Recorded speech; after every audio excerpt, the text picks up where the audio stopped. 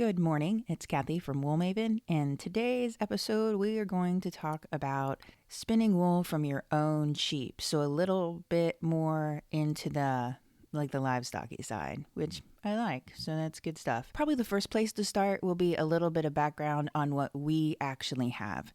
We have a commercial flock, which means they are chosen for market lambs. They do happen to be what you'd call a wool breed.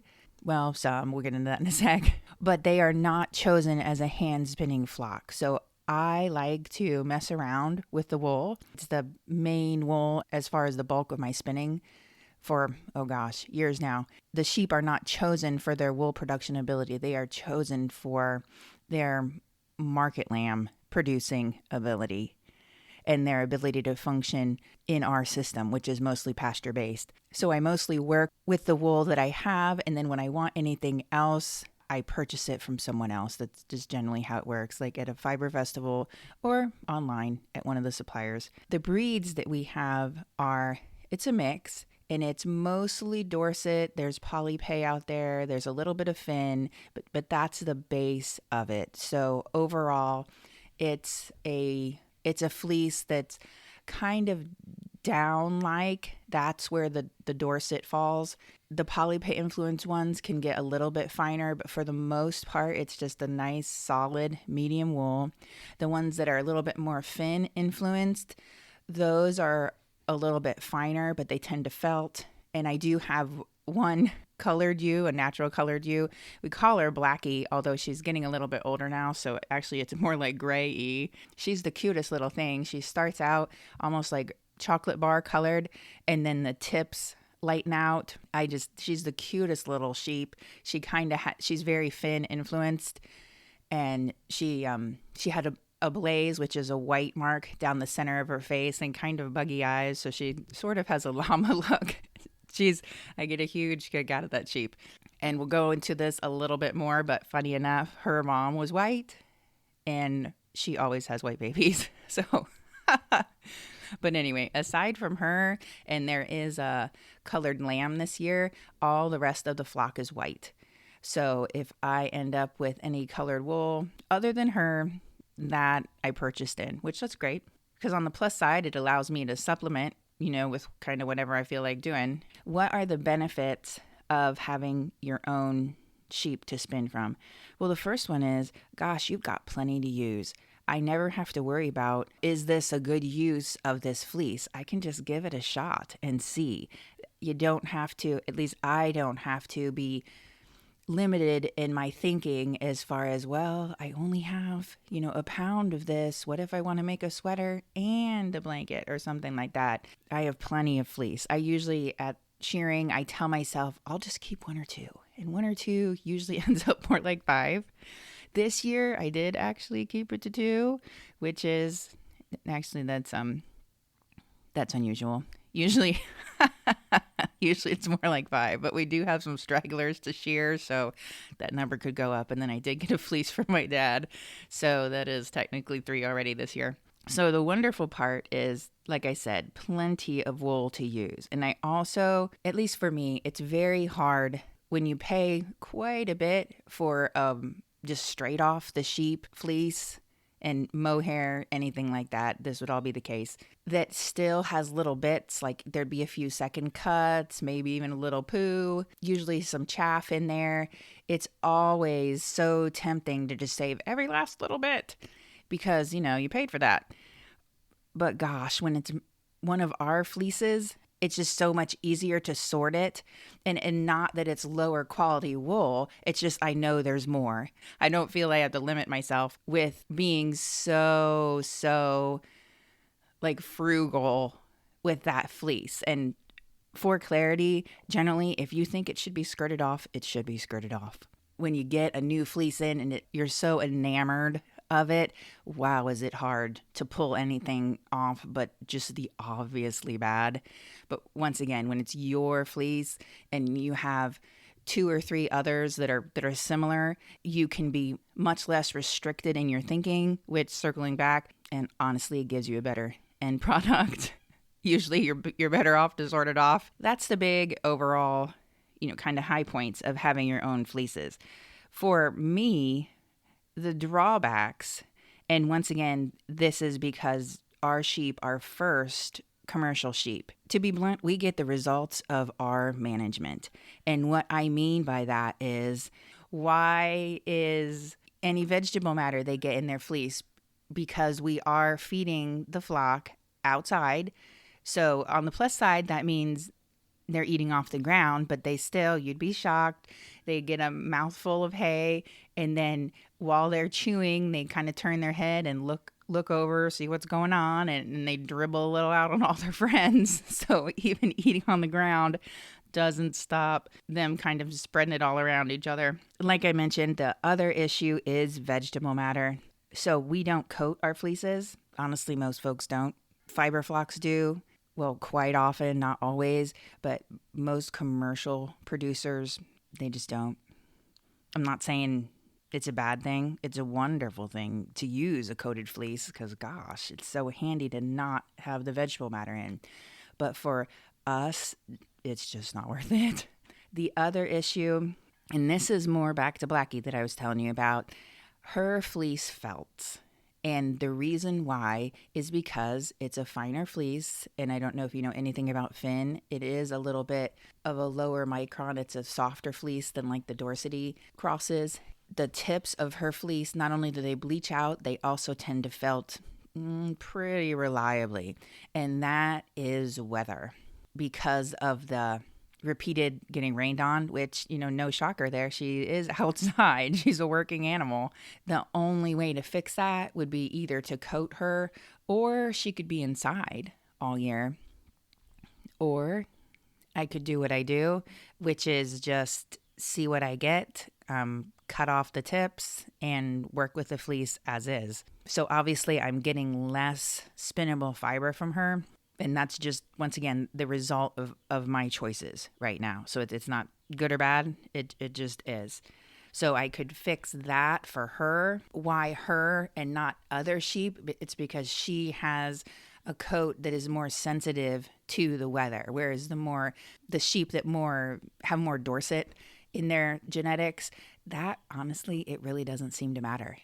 That fleece just doesn't felt. And I don't know if you've worked with Dorset before. It overall is kind of hard to felt. You will not get felted fleece off the sheep at shearing. It just doesn't. Whereas the Finn, it does. And we did have a few purebred Finn a while ago, and wowzer, did those felt. So Blackie's a cross. She felts less than the purebreds, but there's a considerable amount of felting. And once again, I know it, and we could completely change how we handle her, or just accept that there'll be a noticeable amount of felting to take off of there. I do have on my notes to talk about coated or not, and we could. But once you look into that, honestly, it for us, it's just not worth the effort. And I could. And if I had more interest in running a spinner's flock, coats would definitely be something to get into. But as is, I'm okay with what I'm doing. I might change my ways a little bit later. In a few years, you might hear me nattering on about coating sheep, but for right now, not so much. But I do have to say, from what I've been able to gather, if we had finer wool sheep, coating them would be pretty mandatory to get a spinnable fleece off of it. Obviously, you can do whatever you want, but from a fiber perspective, yeah, they need coated. Alrighty, if you're new to sheep, so if you don't have sheep and you're thinking about maybe getting a fiber flock, or even more of a little hobby flock that, they make you some money, but you also get to spin off of them, what breed or crossbreed are you going to choose? And crosses are great. There's nothing wrong with that. It's just easier to talk about sheep by breed, but that doesn't mean you need to get a purebred. Let's just be upfront about that. The biggie I would say there is make sure that the sheep you're getting are, relatively speaking, suited to your area. And an easy example here is if you are in a wet part of the country like we are, the finer wool breeds tend to have a harder time here. They are more geared towards a dry land situation. That's why you see the huge flocks of Rambouillet out west and you don't see the huge flocks of Rambouillet out east. And it's not that they can't, it's just those sheep tend to like a drier environment. So the point to this story is, depending on where you are and what the sheep is genetically suited to do, the closer those two match, the easier it will be for you to raise those sheep. So you can actually, historically speaking, Ohio does, that's where I live, Ohio does have quite a few merinos compared to the rest of the eastern half of the United States. But still, that doesn't mean that Ohio is well suited for merinos, at least weather-wise, where we're just too humid. And then the second thing, and this is more, honestly, this is more of a me thing. Maybe you can pick something as far as a breed of sheep to get into, and you love them at first sight, and you'll love them in 20 years from now. But I have to admit, I tend to like a little bit of variety. I tend to go through phases where I'm all about merino, and then maybe I'll spin some of one of our fleeces. That's where I'm at right now. And then maybe I'll go with, like, I've got a California variegated mutant fleece sitting there waiting on me to kind of decide what to do with it. It's almost that it's so nice. I'm like waiting for the perfect idea to come to me, and it is nice. But the point of the story is, it would be hard for me, at least right now, to decide on one breed or one cross to produce a specific type of wool, because I like a ton of them. And depending on what project I feel like doing, I'll, move into the finer wools or move into the coarser wools. It just depends. I don't have a solid type or color or anything like that I tend to go for. My ideal spinner flock would need one of this and one of that and one of this and one of that. Wow, management-wise, that's confusing. That would be tough. It'd be doable, but you'd have to be really on your game. That, or just keep the animals strictly for fiber and do no breeding, because keeping that straight, all the different breeds, that'd be a challenge. So anyway, where I'm going with this is, if you're a person who likes a variety pack, it's going to be tough to keep all the things you want in your flock at your place. But if you're a person who does the bulk of your spinning with one particular type of wool, then that would be doable, and you can just supplement with something else, which is more what I do right now. Then a little quickie talk on genetics, and I plan on a more involved episode later. There is variety in crosses. When you make the first cross, so you start out with purebred parents and then a purebred baby, you know what you're going to get there. That's the point of the breed, is that the results are reliable. So if you take a purebred parent from one breed and a purebred parent from another breed and you cross them, you get a hybrid called an F1. And now, believe it or not, those are fairly reliable too. And that's where you get things like in dogs, it's a golden doodle. Two separate breeds crossed together and you get a reliable cross. Then what happens is, if you take that cross, that F1, and cross the F1s together to get F2s, now the F2s, all the unusual genetics in that family tree start popping back up. So while the first crosses, the F1, are very, very reliable in what you'll get, the F2s are kind of everything but the kitchen sink. All the traits that were less dominant start showing back up. And that's cool if that's what you want. But if what you wanted is reliability, you're getting less reliability. And once again, if you're up for fun and let's just see what shows up in my sheep, there's nothing wrong with that. Then the other thing to talk about a little bit with genetics is color. Color in sheep is recessive. White is dominant.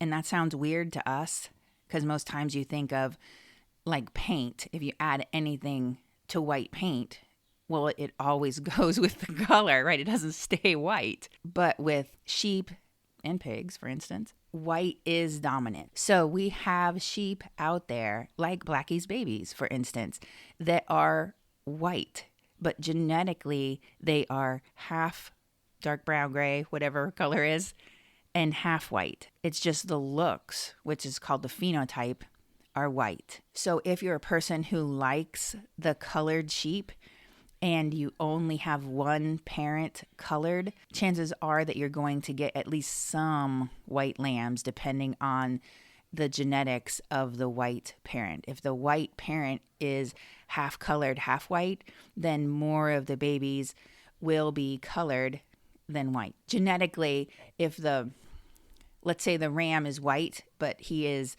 half colored, half white genetically, and then the ewe is colored, the chances are higher that those babies will be colored than white, but you'll still get some of each. If the ram and the ewe are both naturally colored, then the chances are super high you'll get naturally colored lambs. If one of those parents is white dominant, so has no color genetics at all, so you've got basically a genetically all white, both sides ram, and then so both sides of the family tree, white parents, the genetics from the mom, white, the genetics from the dad, white, and then you breed that to your naturally colored ewe, you're going to get white babies, which maybe that's what you want.